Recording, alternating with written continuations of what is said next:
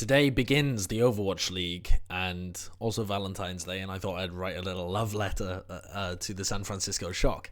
And more importantly, a video explaining why the experts in the scene seem to be so high on the San Francisco Shock and why people expect so much of them. Because make no mistake, in all of the clamoring for the Hangzhou Spark that's been happening recently, and in my opinion, the Vancouver Titans, I think, are going to be another really strong team that people should be talking about.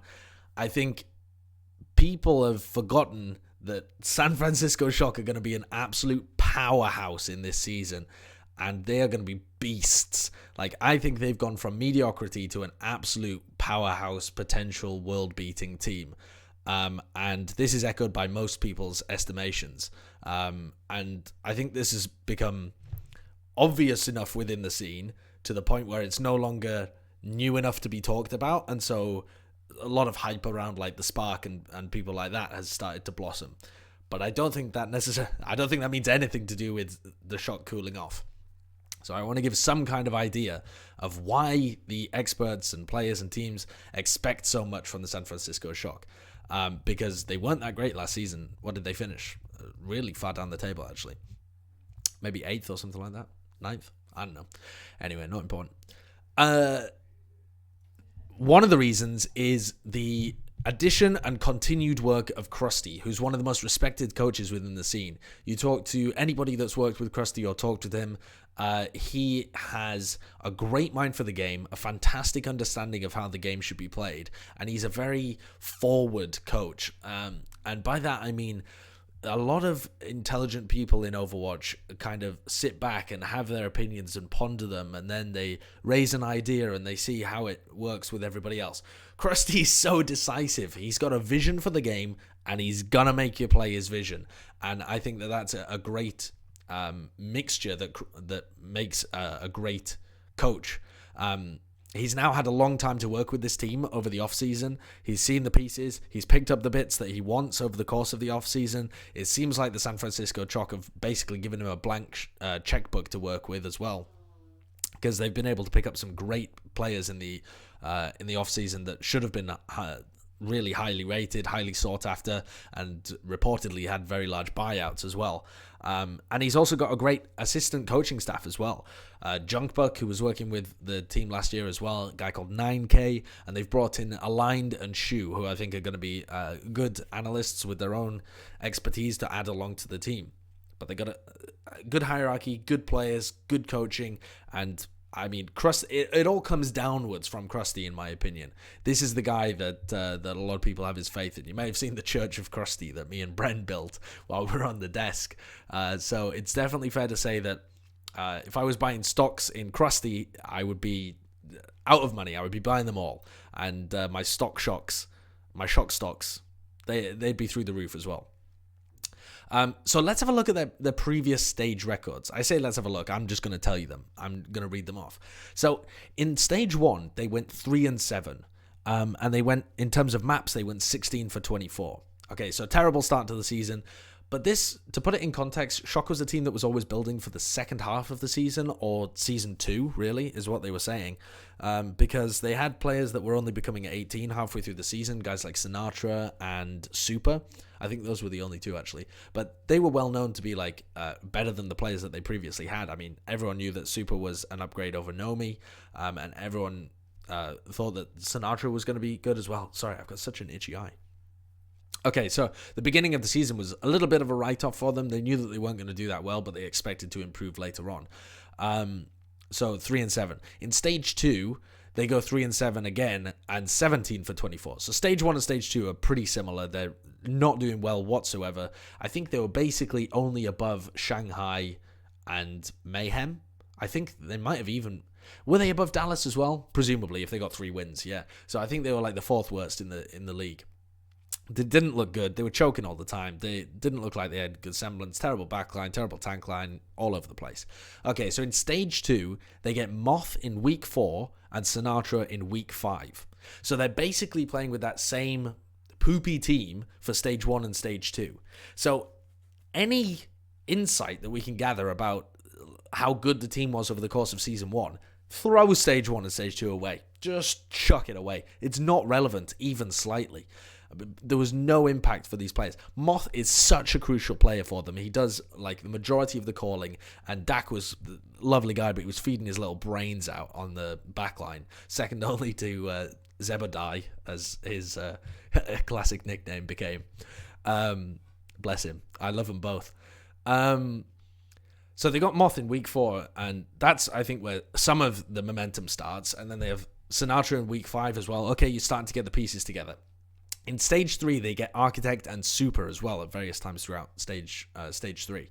So stage 3 is where they're actually starting to be a functional team. They've got Moth, who's able to call and not dying all the time. They've got Sinatra, so they've got a bit more punch in their front line and a bit more flexibility as well. They got Architect, so the guy can't really speak English, so he's again a talent that's going to develop, along with Sinatra, who's going to develop, along with Moth, who's going to develop, along with Super, who's going to develop. But at least now they've got 4 players with potential. Okay, and they go 6 and 4. In stage 3, 6 and 4, and finally they have both a positive win record in terms of the matches. They went 6 and 4, but also a positive win record in terms of the maps. They went 21 and 20. So things are starting to look up immediately for them, and there's so much room for these guys to grow and improve, and it was expected. Then in stage 4, they get Krusty and Choi Obon, but they still play Nevix quite a bit on off-tank, so they go 50-50 a little bit with that, but they get Krusty in. And immediately, just by the eye test, you can see that they're improved in terms of the way that they're playing. Their strategy and their approach to point A offenses looks better. It looks like they have some kind of idea of how they want to approach and some strategy and some team coordination. They actually get a better map record than they have done in any previous time in the season. They go 23 and 16.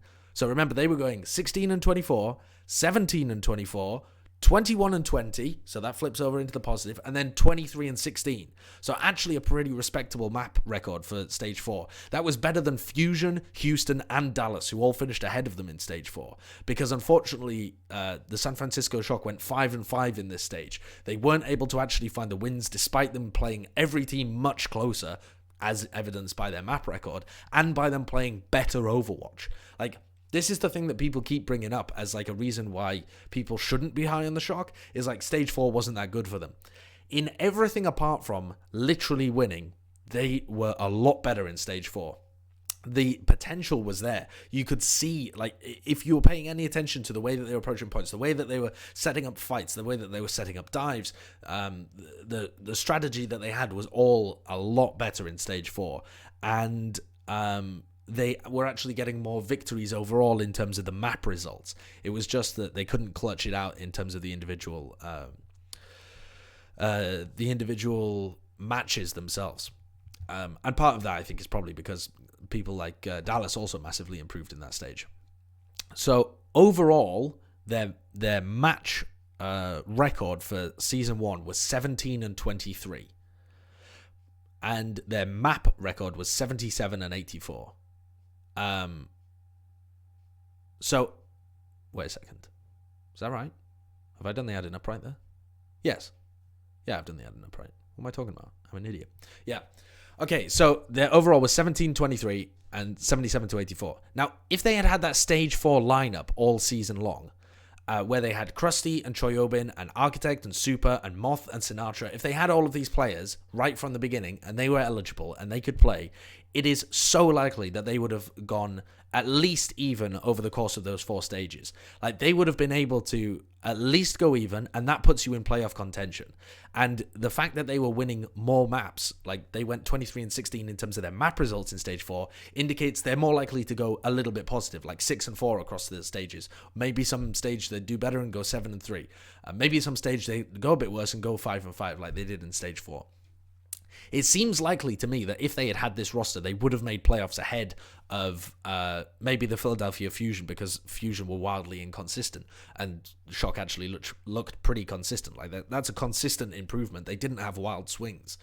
But it seems incredibly likely that they would have finished higher than Seoul or Houston.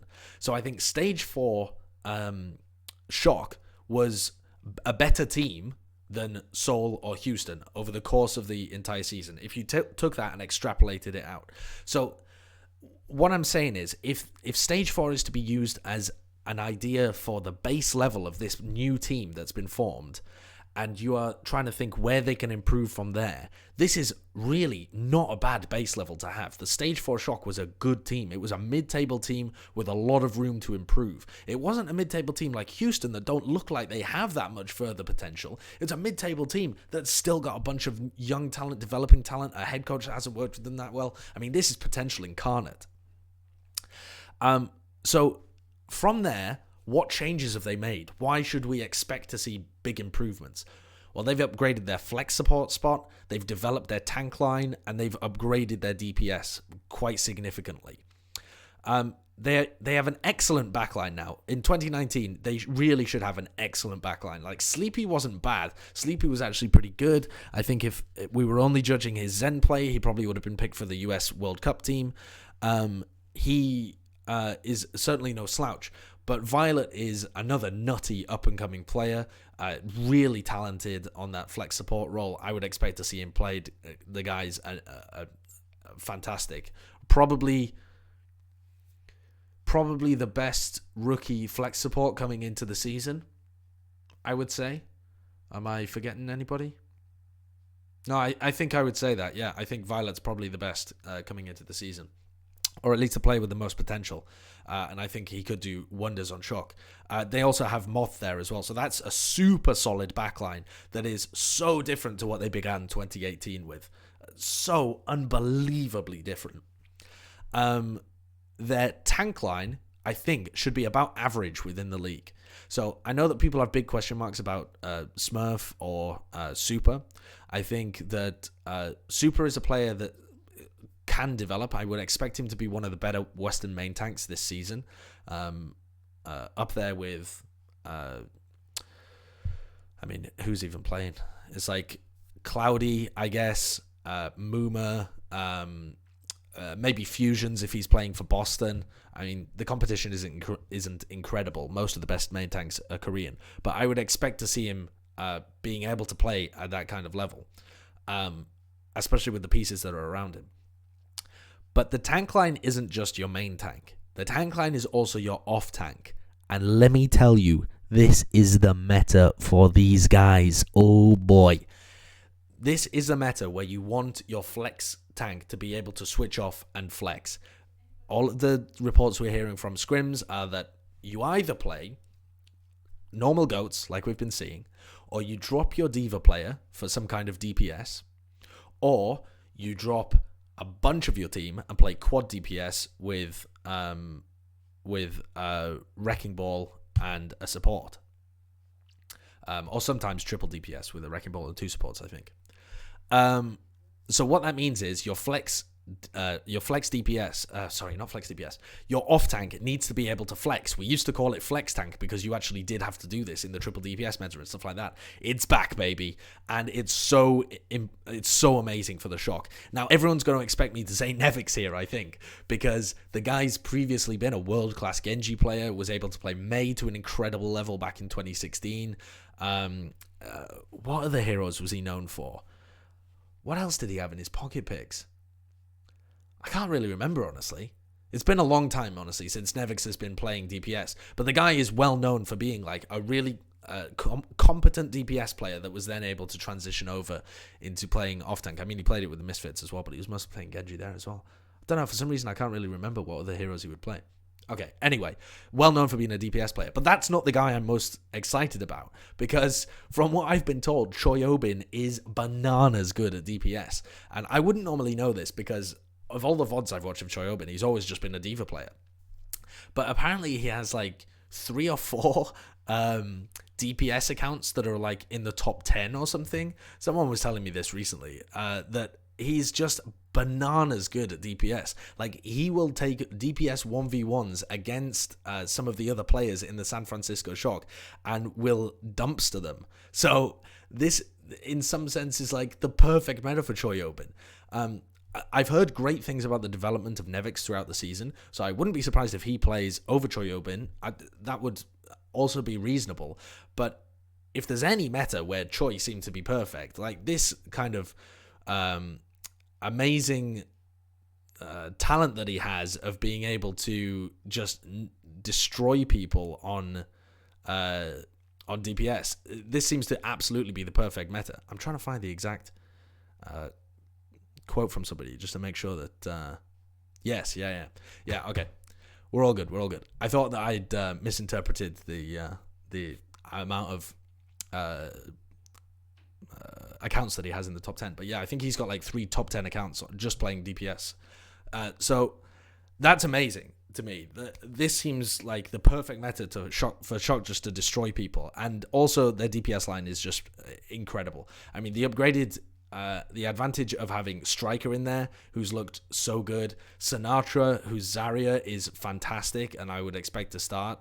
Occasionally over aggressive, but just in terms of his mechanics, like really good. And I think within the system of the San Francisco Shock, they'll play around him, and he'll be what people wanted him to be in the past, you know, when people were calling him like Mr. 150k. He could play the Tracer, but he didn't look as good on that when he came into the league. He did look okay in Stage 4 when he was under Krusty's coaching, but I think Sinatra's Zarya is going to be a delight. And then he's alongside like people like Architect, maybe Rascal you'll occasionally see. How amazing is it that this team has the depth on the bench for Rascal to just be like somebody that you kind of mention in passing? But this team is set up for so much success. Their DPS should be so good. Their off-tank should be so good in this meta. Their backline should be really good. And their main tank should be average. This is all the pieces that you... And then the coaching staff should be excellent. So this is all the pieces you need for San Francisco Shock to become like world beater level at this point. They're also pretty meta-proof. I mean, if things go over to... like this, where you have to have your off-tank flex around, they have very flexible off-tanks. If you have to run a variety of supports, they have 3 supports that are all capable, really capable. If they need even their main tank to flex, I mean, the California Cup saw Super come out with Doomfist. Instead of playing Reinhardt, they were playing Goats, but their main tank was a Doomfist, and they just caught Valiant totally off guard, and they ended up winning that push. That was a cool little strategy that they can throw out because these players are flexible. Super, I know, is a really good like off tank as well, can play a bunch of those heroes to a pretty high level. And then they've got 5 DPS players, of which many of them are highly flexible. Rascal, notorious for his flexibility. Architect, notorious for his flexibility. Striker was able to pick up some heroes last season after being one of the world's best, like maybe the world's best Tracer, and was able to put up really good results on Widowmaker, or even Junkrat when he played it was pretty decent. Sinatra's reasonably flexible, you know. He's got a couple of heroes that he can play to a really high level. And then you got Baby Bay, who's more of a hit scan specialist, but probably won't see that much game time, honestly. So very good depth on the bench, a very good system, very strong individual skill, totally meta-proof. And the teamwork should be really strong for these guys as well. They started practicing even when, even in the break after Overwatch League Season 1 had finished. San Francisco Shock still started practicing for a little while, took an extended break in the middle, and then came back once they picked up these new players and have been practicing again in the off-season. The team cohesion should be so good, as this plan has just been in place the entire time throughout the off-season. They knew exactly what they wanted to do. They knew the system that they wanted to be in place. It's not like they've made any last-minute shuffles. They should be really prepared. So... what are the things that could go wrong? When I had this argument on Twitter with Reinforce, one of the things that he brought up was it's easy to mismanage a 12-person roster. Have they got 12 people? I think they do. 1, 2, 3, 4, 5, 6, 7, 8, 9, 10, 11, 12. Yes. So it's easy to mismanage a 12-person roster. We've seen... we saw London Spitfire make a few errors like this in 2018, where it seemed like they were very strangely cycling players in and out, maybe just to give everyone a fair amount of game time so that people weren't whining on the bench, maybe because they couldn't figure out what the best core was. Maybe they were just overthinking themselves and trying to match up. You're like, okay, this player's a passive support player, and that's better against their very aggressive team. He'll be safer, etc. I don't know. But the point was, it can be easy to mismanage a 12-man roster. So, what do we know about these players? And what do we know about this team and their ability to do that? First of all, Baby Bay seems to be just an excellent teammate. Like, a really nice guy. As much as he comes across, and there was this Freaky Friday spoof recently, as much as he comes across as, like, a bit of a Chad, you know, like, could be the bully at a school or something. He might, like... Maybe the guy that picks on Architect.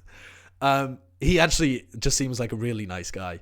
And a very good teammate. He's come out multiple times in interviews and stuff like that where he said, I'm not bothered about being on the bench. I don't let my ego get involved. I'm here on a really good team, and if the team wins, I win. So massive credit to that guy. Cannot see him being an issue on the bench. And that's probably your biggest concern, because Babyface is the most likely to have the most time on the bench, I think.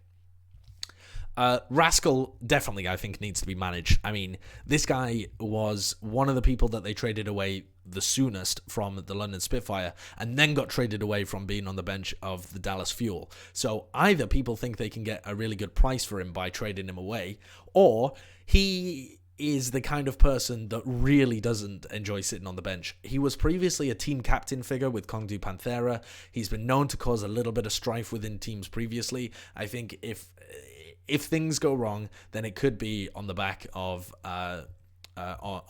not being able to appease Rascal. But he's not really required in this team as well, so it would be easy to shift him away. I hope that the coaches can really find the right fit for Rascal to be able to feel like he's still valued, maybe with playing with the B team, or maybe like keeping somebody competitive, or playing some niche roles like when they need a Sombra or something like this. But I certainly accept that he's somebody that could be an issue. Now, it's also possible that Rascal might have just learned from being kicked from two different teams, or not being kicked, but being transferred from two different teams, let's say, that, okay, this is the reality of the situation. Like, I'm not good enough necessarily in the Overwatch League to be able to demand a starting spot. So, okay, let's just sit on the bench of a really good team and play when I need to and do my part for the team and contribute. And apparently very good, Rascal, at contributing to strategy and being like very focused and dedicated on that. So if he's surrounded by other people who are also really desiring his input in that strategy session, maybe that's a way to keep him happy even though he's not getting as much playtime. There are ways to mitigate this, but I do accept that it could be an issue. Now, Sleepy is an interesting one as well, because I would expect him to spend most of his time on the bench because I think Violet's that good. But I think... Wait, am I right in saying that Violet can't play the beginning games? Don't know. How would I even look that up? Yeah, Violet can't play the beginning games. I know this for a fact, but I don't know how many beginning games. Okay, so Sleepy's going to at least play in the middle, at the beginning. So you'd expect him to be trading a bit of time. But maybe sometime throughout the season, Sleepy will end up being on the bench for quite a while. He'll be riding the pine. I think he could be another player where there's potential issues. If you're looking at this roster and you're thinking, who is going to be like the exemplary teammate like Baby Bay, and who am I going to have to keep an eye on? If I was a coach, I might be keeping an eye on Sleepy. Because the only reason I say this is because the guy seems lovely, but it seemed like he really got a bee in his bonnet about not being picked for the World Cup. Like, he was tweeting about it and like seemed a bit salty and stuff. And if he has that kind of attitude towards not being picked up for the World Cup team because he thinks of himself as like a really good player, then it's possible that he might not be happy sat on the bench.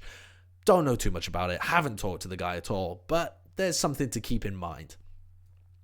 And Striker, Sinatra, and Architect might require some kind of rotation depending on whatever the meta is. It's likely, I think, that we start off with Sinatra being the classic Zarya player for this team, and then they have Architect playing the Brigitte and stuff. So how does Striker like being on the bench? I imagine that he's reasonably happy to get out of the Boston Uprising, because he did not seem to be content in that team, and he reportedly wanted to be traded as quickly as possible. ASAP, get me out of there.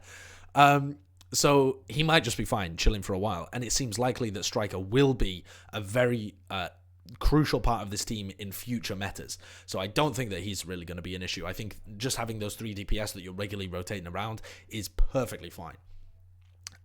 The other thing to navigate with this 12-man roster is figuring out who the best tank duo are and sticking to it. Now, it might be best to stick with Super and Nevix due to Moth's calling. Even if they're roughly even on skill, Super and Nevix and Smurf and Choi Obon, and you don't necessarily have to have the English speaking and the Korean speaking together. The Koreans can communicate, reasonably effectively, so you could mix them up if you wanted to. If they're even on skill, it might be better to have Super and Nevix just because Moth is going to be the main caller for this team, and Super is a pretty vocal player himself, and Nevix contributes to calls a little bit, and so therefore you can have a bit of a system set up with those 3 players and get maybe a bit more teamwork or quick adaptation on the fly getting going.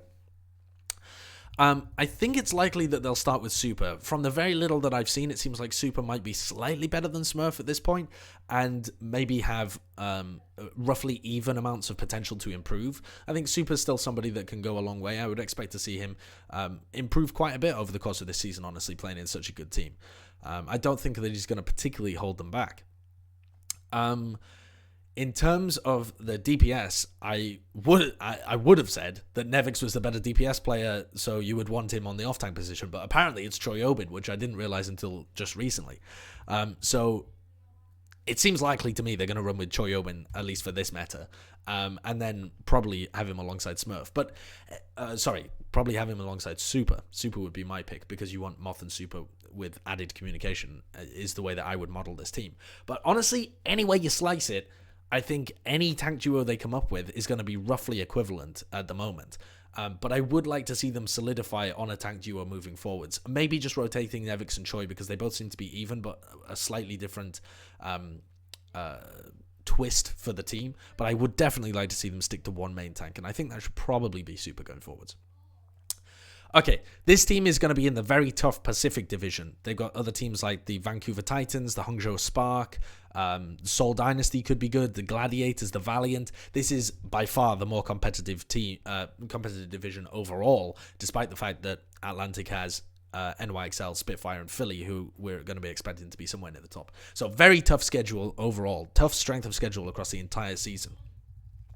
They start off by playing Dallas and the Gladiators. I think both of these are games to lose for the San Francisco Shock. And by that, I mean they should be expected to win both of these games, and they should be expected, in my opinion, to win them fairly comfortably, like a 60-40. But because we know so little about the Dallas Fuel and the Gladiators, and because there is still genuinely ways in which the San Francisco Shock could come out and underperform, despite the fact that they look like they're world beaters, I think they should be expected to go 2-0 in this week, but it wouldn't be world-ending if they didn't. And certainly a team like the Dallas Fuel could just come out with some weird stuff and surprise everybody.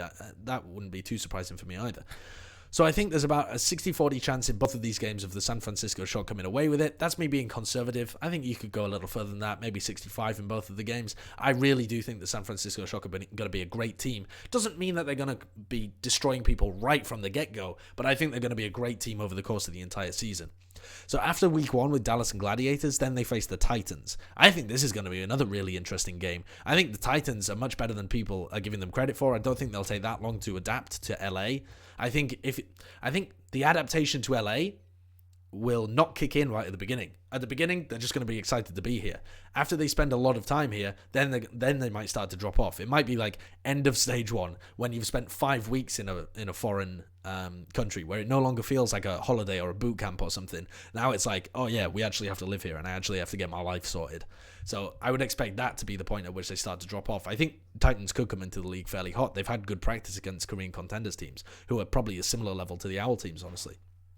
So that's going to be a really interesting game, Shock against the Titans. I could see that honestly going either way, but I do still think that Shock should be considered the overdogs. What's the word? The favourites in the matchup.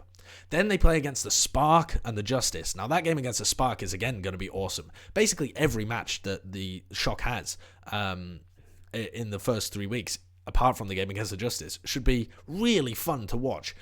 They go up against the Titans, the former runaway team that have been untested and nobody really knows how good they are. They go up against a really hyped up Spark, and we get to see whether the Shock or the Spark deserve the hype. Then, the week after that, in week 4, they play against NYXL. Again, phenomenal. NYXL, who most people consider to be really good, are the Shock world beaters. Can they take down NYXL early? I think this is the meta for them to do it, for sure. And then they don't play anybody in week 5. Oh, and then they play Paris as well, which could be interesting. And then nobody in week 5. They are all winnable games. I think they shouldn't really lose more than 2, maybe 3. I think if they go even over the course of stage 1, I think that's them underperforming, honestly. But they certainly could lose 2 games. Like if they lost to NYXL and Titans, but they beat Spark, Gladiators, and Dallas, I'd still be feeling decent about their trajectory, that kind of thing. I wouldn't expect them to lose more than 2 games, though. And those matchups against Titans, Spark, and NYXL are going to be really huge. And it'll just be a learning process throughout. I'm so excited to watch the San Francisco Shock actually throughout this season. I think they can do massive things. I hope I've given some idea into why we're all about to buy all the Shock stock